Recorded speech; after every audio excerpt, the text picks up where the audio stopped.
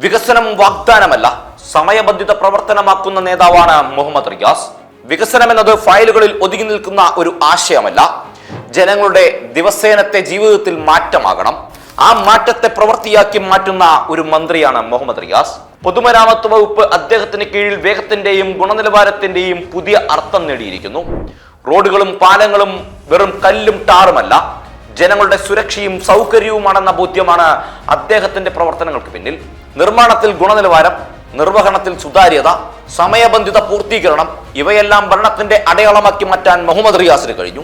വിമർശനങ്ങളെ ഒഴിവാക്കാതെ പ്രശ്നങ്ങളെ നേരിട്ടേറ്റെടുത്ത് ഫീൽഡിലിറങ്ങി പരിഹാരം കാണുന്ന ഒരു ഭരണശൈലിയാണ് അദ്ദേഹത്തിന്റെ പ്രത്യേകതയും. റോഡ് ഒരു ആഡംബരമല്ല, അത് ജനങ്ങളുടെ അവകാശമാണെന്ന ചിന്തയാണ് അദ്ദേഹത്തെ വ്യത്യസ്തനാക്കിയത്.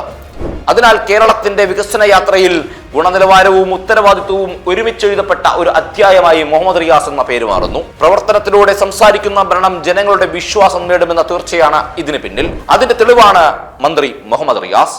മന്ത്രി മുഹമ്മദ് റിയാസ് നടപ്പിലാക്കിയതും മുന്നോട്ട് കൊണ്ടുപോയതുമായ പ്രധാന വികസന പ്രവർത്തനങ്ങൾ ചുരുക്കിയും വ്യക്തമായും ഇവിടെ പ്രതിപാദിക്കുന്നു.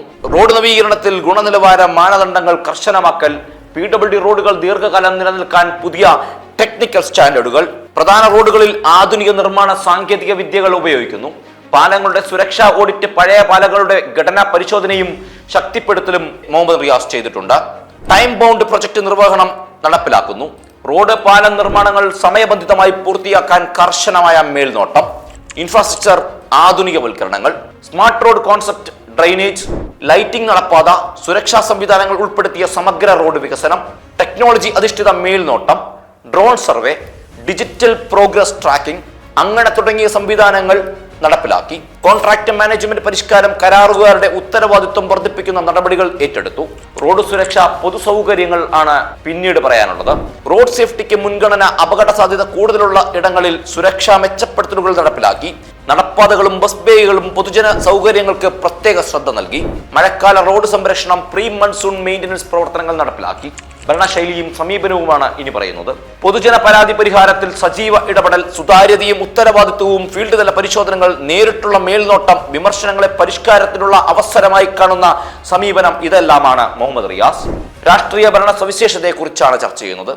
പ്രവർത്തനത്തെ മുൻനിർത്തിയ നേതൃശൈലി, യുവതലമുറയോട് സംവദിക്കുന്ന ആധുനിക ഭാഷ, റോഡ് ഒരു ആഡംബരമല്ല, അവകാശമാണ്.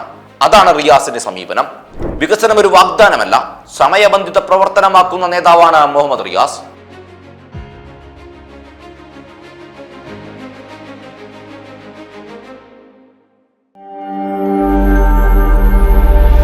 നാഷൻ ന്യൂസ് ലൈവ്, സത്യം, ചരിത്രം, വർത്തമാനം.